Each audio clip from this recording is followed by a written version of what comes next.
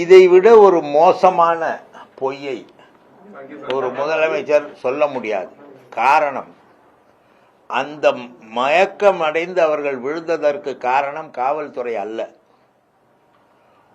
ஒரு மனிதரை ஒரு கூட்ட நெரிசலில் 10 மணி நேரம் அந்த உச்சி வெயிலில் குடிக்க தண்ணீர் இல்லாமல் உணவு இல்லாமல் நிற்க வைத்தால் ஆங்காங்கே தனித்தனியாக 100 இடங்களிலே 100 பேர் மயக்கம் போட்டு விழுந்தார்களே தவிர ஒரே இடத்தில் 100 பேர் மயக்கம் போட்டு விழவில்லை.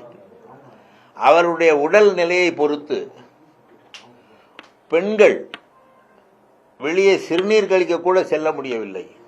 ஆண்கள் அவர்களுக்கு உணவு கிடையாது, மாத்திரை கிடையாது. அவர்கள் ஏதாவது மருந்து சாப்பிடுவர்களாக இருந்தால் அதற்கான வசதி கிடையாது. 12 மணிக்கு விஜய் அங்கே வந்து பேசிவிட்டு சென்றிருந்தால் அந்த மக்கள் எல்லாம் 1 மணிக்கு வீட்டுக்கு சென்றிருப்பார்கள். 7:30 மணி வரை மக்களை நிறுத்தி வைத்த ஒற்றை காரணத்தினால் ஆங்காங்கே அவர்கள் மயங்கி விழுந்தார்களே தவிர அங்கே கலவரம் நடக்கவில்லை, தள்ளுமுள்ளு நடக்கவில்லை, ஒன்றும் நடக்கவில்லை. அவர்கள் உடல் எந்த அளவுக்கு அந்த வெயிலை தாங்கும், குடிக்க தண்ணீர் இல்லை, தாகம், தவிப்பு, இதிலே மயங்கி விழுந்தார்கள். எனவே இது எந்தவித கலவரமோ அசம்பாவிதமோ அங்கே நடக்கவில்லை. இது தனி மனிதர்கள் 100 பேர் அவ்வளவு பெரிய கூட்டத்தில், அந்த கூட்ட நெரிசலில், அந்த வெயிலிலே குடிக்க தண்ணீர் இல்லாமல் உணவில்லாமல் இருந்தால் பலர் மயங்கி விடுவதற்கான வாய்ப்பு நிறைய இருக்கிறது. இதை சாதாரண அடிப்படை அறிவுள்ள மனிதர்கள் புரிந்து கொள்ள வேண்டும். ஒருவேளை இதற்கும் சினிமா வசனம் யாராவது எழுதி கொடுத்தால்தான் இப்படி பேச வேண்டும் என்று விஜய் நினைக்கிறாரா என்று தெரியவில்லை. அந்த 100 பேரும் மருத்துவமனையிலே அனுமதிக்கப்பட்ட நேரத்தில் கரூர் மருத்துவமனையில் போதிய மருத்துவர்கள் இல்லாத போது திமுக அரசு, எங்களுடைய முதலமைச்சர், அன்றைய முதலமைச்சர் எங்கள் தலைவர் மற்ற மருத்துவமனைகளிலிருந்து மருத்துவர்களை அழைத்து வந்து அந்த 100 பேரில் 60 பேரின் உயிரை காப்பாற்றி இருக்கிறார். 40 பேரை காப்பாற்ற முடியவில்லை. எனவே இந்த 100 பேர் மயங்கி விழுந்ததிலே 60 பேர் காப்பாற்றப்பட்டிருக்கிறார்கள் என்றால் அதற்கான நடவடிக்கையை எடுத்தது எங்களுடைய அரசு, திமுக அரசு. இதையெல்லாம் மறந்துவிட்டு மக்களை முட்டாள்கள் என்று எண்ணிக்கொண்டு பொய்யை பிரச்சாரம் பண்ணுகிற வேலையை விஜய் தொடர்ந்து செய்து வருகிறார். எனவே அந்த இறப்பு என்பது இயற்கையாக நடைபெற்ற ஒன்று. அதில் மயக்கமடைந்து விழுந்தவர்களை காப்பாற்றுவதற்கு அங்கே இருக்கிற கூட்டம் பூரா விஜயை பார்க்க வந்த கூட்டம், விஜய் ரசிகர்கள். கீழே விழுந்தவர்களை காப்பாற்ற கூட அவர்களுக்கு மனது வரவில்லை. சில இடங்களிலே நான் பார்த்தேன், அவர்கள் மீது ஏறி போகிறார்கள், அவர்களை உதைத்து தள்ளிவிட்டு போகிறார்களே தவிர அவர்களுக்கு தண்ணீர் கொடுக்க வேண்டும், அவர்களை எங்கேயாவது தூக்கி உட்கார வைக்க வேண்டும் என்ற எண்ணம் கூட இல்லாத ரசிகர் கூட்டத்துக்கு நடுவிலே இது நடந்தது. தொடர்ந்து திமுக மேல ஊழல் குற்றச்சாட்டுகளை வைக்கிறாரு. பார்ட்டி ஃபண்ட் வாங்கினாங்கன்னு சொல்றாரு.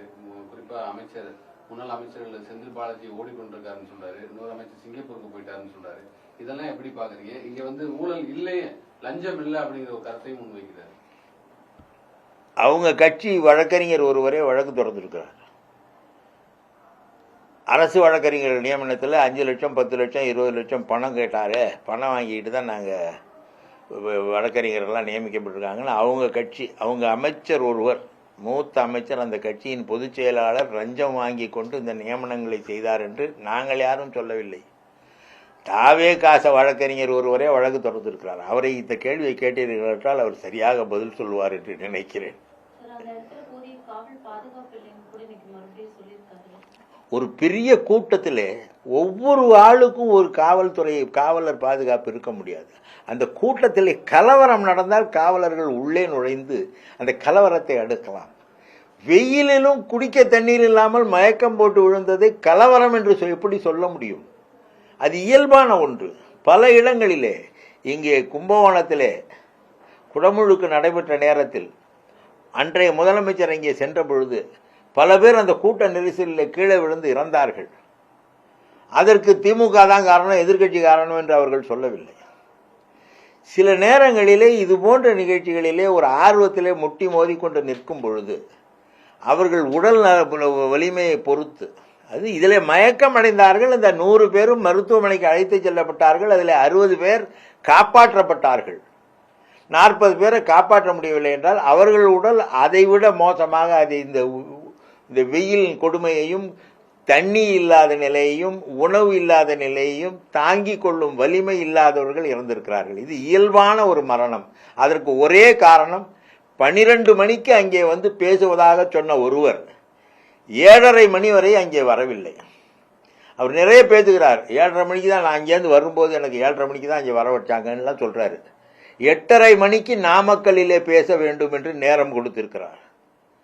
8:30 மணிக்கு நாமக்கல்லிலே அவர் பேச வேண்டும் என்றால் திருச்சி விமான நிலையத்திற்கு 7 மணிக்கு வந்து அங்கிருந்து 1 மணி நேரம் நாமக்கல் பயணம் செய்து அங்கே 8:30 மணிக்கு பேசியிருக்க வேண்டும். ஆனால் 8:45 மணிக்கு அவர் சென்னையிலே இருக்கிறார். அப்படி என்றால் அந்த மக்களை காக்க வைக்க வேண்டும் என்ற எண்ணத்தோடேயே அவர் தொடங்கி இருக்கிறார். அந்த நாளையே 7:30 மணி வரைக்கும் நிற்கட்டும் என்றே நினைத்து அவர் நிற்க வைத்திருக்கிறார். கேட்டா நான் வழிநெடுக எனக்கு கூட்டம் இருந்துச்சு. என்னதான் வழிநெடுக கூட்டம் இருந்தாலும் நாமக்கல்லிலிருந்து கரூர் வருவதற்கு காரிலே வந்தால் 50 நிமிடம் ஆகும். இவர் வந்து 7 மணி நேரம் 7:30 மணி நேரம் ஆகும்னு சொல்றதே பெரிய பொய். அந்த பொய்யை இப்பொழுது சொல்லிக் கொண்டிருக்கிறார். 32 பேருக்கு அந்த பணி நியமன ஆணை எப்படி பாக்குறீங்க? அது நீதிமன்றம் இது போன்ற விபத்துகளில் இருந்தவர்கள் குடும்பத்துக்கு பணி நியமனம் கொடுப்பது என்பது தவறானது என்று ஏற்கனவே ஒரு வழக்கில் நீதிமன்றம் சொல்லி இருக்கிறது. ஒரு அரசு ஊழியராக இருந்து அவர் இறந்து போனால் அந்த பணியை அவருடைய வீட்டு குடும்பத்தாருக்கு கொடுப்பது என்பது இயல்பு. ஆனால் இதில் எவ்வளவு பேர் அந்த தங்களுடைய சம்பாத்தியத்தின் மூலம் இந்த குடும்பத்தை காப்பாற்றியவர்கள் என்று பார்க்க வேண்டும். அதாவது ஒரு குடும்பத்திலே ஒருவர் சம்பாதிப்பவர் என்றால் அந்த ஒருவர் இறந்து போனால் அந்த மற்றவர்களுக்கு வருவாய் இருக்காது. அப்படிப்பட்ட ஆட்களுக்கு ஏதேனும் உதவி செய்வது என்பது வேறு. ஆனால் இது கரூரிலே இடைத்தேர்தல் வரப்போகிறது, அந்த மக்கள் நம் மீது கோபம் கொள்ளக்கூடாது என்று மக்களை ஏமாற்றுவதற்காக செய்கிற ஒரு செயல். திமுகவும் அதிமுகவும் வேற வேற கிடையாது. இந்த இடைத்தேர்தலை வந்து அவங்க அது ஒரு கூட்டுக்கலவாணி அப்படி இல்லைங்கிறத அந்த இடைத்தேர்தலை அவங்க நிரூபிக்கணும் அப்படின்னு சொல்லுவாங்க. பார்ப்போம். இது இடைத்தேர்தலில் தெரிஞ்சிடும்ல. திமுகவும் அதிமுகவும் கூட்டு களவாணியா 50 ஆண்டு கால அரசியல் 1972 தொடங்கியது என்றால் 54 ஆண்டு கால அரசியலை தமிழ்நாட்டிலே எதிரெதிராக நடத்தி இருப்பது திமுக அதிமுக தான். இன்றைக்கு போய் இவர்கள் அதிமுக சட்டமன்ற உறுப்பினர்களை எல்லாம் குதிரை பேரத்தின் மூலம் விலைக்கு வாங்குகிறார்கள். மற்ற கட்சிகளெல்லாம் சோஃபா பரிமாற்றத்தின் மூலம். எங்கேயாவது ஒரு அலுவலகத்திற்கு ஒரு தலைவர் போகிறார் என்றால் அங்கே புது சோஃபா முதலில் போகுமா? அந்த அலுவலகத்திலே நாற்காலியே இருக்காத, தரையில் உட்கார்ந்து பேசி கொண்டு இருக்கிறார்கள். எதற்கு புது சோஃபா போகிறது? இது போன்ற தவறுகளையெல்லாம் செய்துவிட்டு மற்றவர்களை பழி சொல்வது என்பது அவருக்கு வசனம் எழுதி கொடுத்தவங்கள தான் கேட்கணும். பாவம், அவரை கேட்கறதுலையா பலன் இருக்குமான்னு எனக்கு தெரியல.